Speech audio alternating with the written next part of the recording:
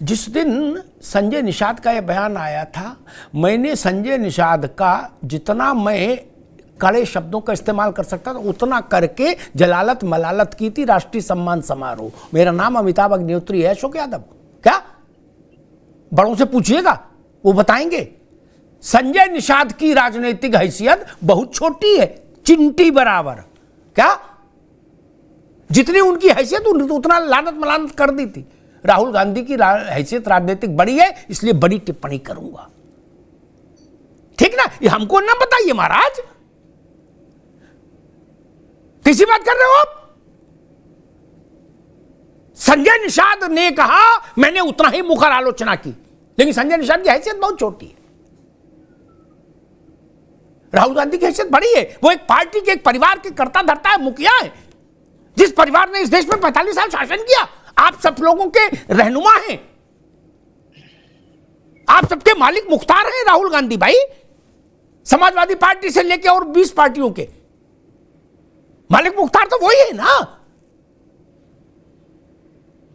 इसलिए सवाल खड़ा कर रहा हूं मित्र, इसको हल्का मत करिए। और यहां हल्का कर भी लो तो क्या फर्क पड़ता है मेरे दोस्त, जनता में जाना होगा।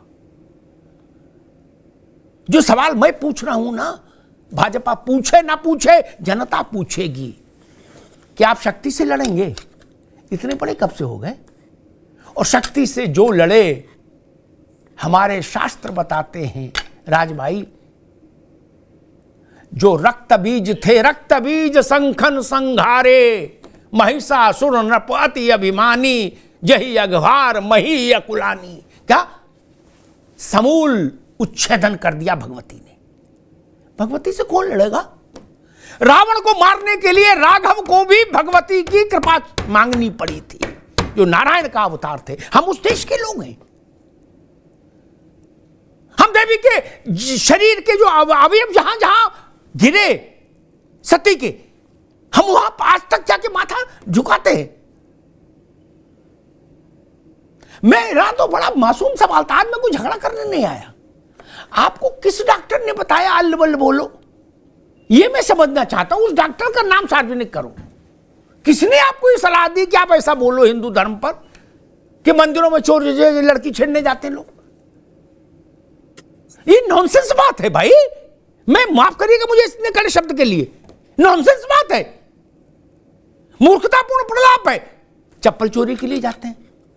अच्छा हम मान लीजिए आप बहुत सहज हैं, आपको कुछ इल्म ही नहीं, होश ही नहीं, तो ये बात मजार दरगाह के लिए बोल दीजिए। चरारे शरीफ, देवा शरीफ से लेके अजमेर शरीफ तक बोल दीजिए। नहीं बोल पाएंगे ना मित्र। ये बोल दीजिए दरगाह में कोई पावर नहीं, पावरलेस है, यूजलेस है, बोल दीजिए, बुलवाइए उनसे, भाई से अपने। मैं तब भी उनको बेनिफिट डाउट दे दूंगा, समझ लूंगा भाई ये तो इनकी समदृष्टि है, ये तो सबको रेले पड़े हैं। अशोक यादव जी से भी कहूंगा, वो उनकी पार्टी के भी वो नेता है राहुल जी, आप बुलवा दीजिए ऐसा। हम मान लेंगे कि भाई अब तो ये 360 डिग्री घूम रहे हैं, सबको एक ही से बोल रहे हैं। लेकिन केवल हिंदुत्व पर प्रहार करेंगे, ये स्वीकार्य नहीं। किसी भी धर्म पर राजनेताओं को प्रहार नहीं करना चाहिए, मैं इस विचारधारा का हूं। लेकिन हिंदुत्व पर प्रहार हो, ये मुझे मंजूर नहीं, देश को मंजूर नहीं। आप में ताकत नहीं बची, समझ में आता है। आपकी पार्टी में ताकत नहीं बची, समझ में आता है। इस फ्रस्ट्रेशन में आप मूर्तियों को लपेट लेंगे। मेरे प्रश्न का, जब भी राहुल जी का बयान आया था, तब भी मैंने ये प्रश्न कांग्रेस के मित्रों से पूछा था कि मुझे बताओ, ये 6 करोड़ लोग बांके बिहारी के मंदिर में एक साल में जाके 50 लाख लोग रोज, 2.25 लाख महीने में 2.25 लाख लोग रोज माथा रगड़ते हैं देहरी पर बांके बिहारी की। क्या करने जाते हैं? चप्पल चोरी करने जाते हैं।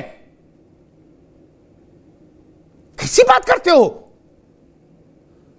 ऐसे अगंभीर व्यक्ति के हाथ में देश की राज सत्ता कैसे जा सकती है?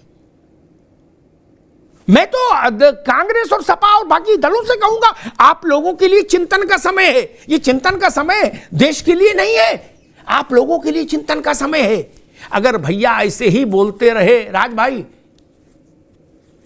तो कसम भगवान की स्थितियां बड़ी विकट हो जाएंगी। मैं रत्नाकर जी की बात के साथ नहीं खड़ा हो सकता, वो बड़ी कड़ी बात उन्होंने कह दी कि 13 आएंगी कि 300 आएंगी। मैं कौन होता, जनता तय करेगी। लेकिन हाँ, इतना मैं कह सकता हूं, स्थितियां खराब हो जाएंगी। जाके प्रिय नराम वैदेही तजिए ताहि कोटि बैरी सम यद्यपि परम स्नेही। आपको राम मंदिर जाने में शर्म आती है और आप कह रहे हो कि हम भारत के आदमी हैं। आप जमाने भर में घूम सकते हैं, लेकिन राम मंदिर जाने में आपको बहाना बनाते। कभी कहते न्योता आएगा तो जाएंगे, फिर न्योता आ जाता तो कहते न्योता क्यों भेजा, इसलिए नहीं जाएंगे।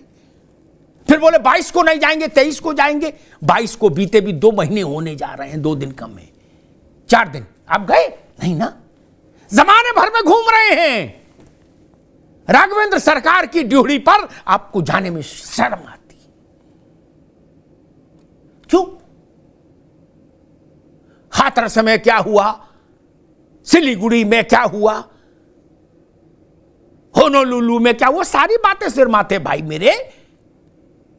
जब हाथरस में दुर्घटना घटी थी तो कोई कीर्तन कर रहा था? नहीं ना, तब उसकी भी आलोचना हुई। लेकिन हाथरस में घटना घटी, पहलवानों ने धरना दिया, इसलिए राहुल गांधी को हिंदुत्व का अपमान करने का अधिकार दे दें क्या? राज भाई, ये तर्क स्वीकार ही नहीं हो सकता।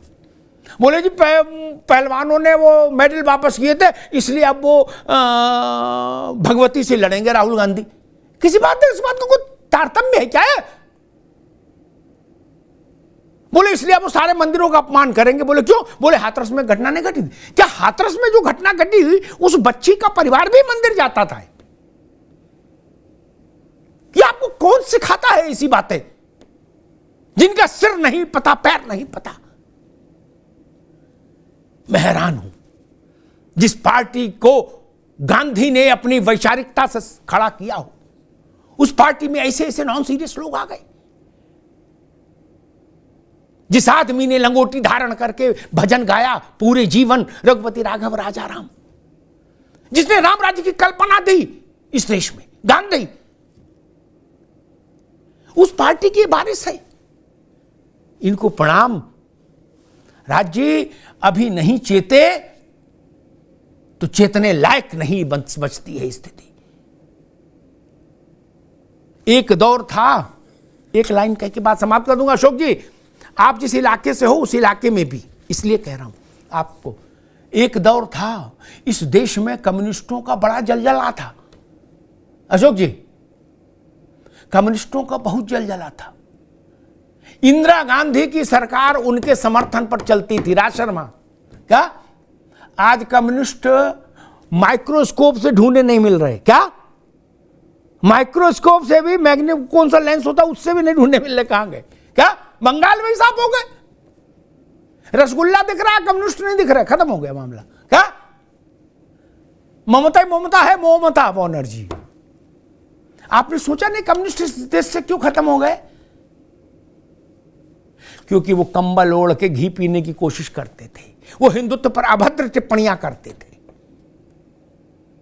क्या स्थिति बनी? अफीम बताते थे ना धर्म को।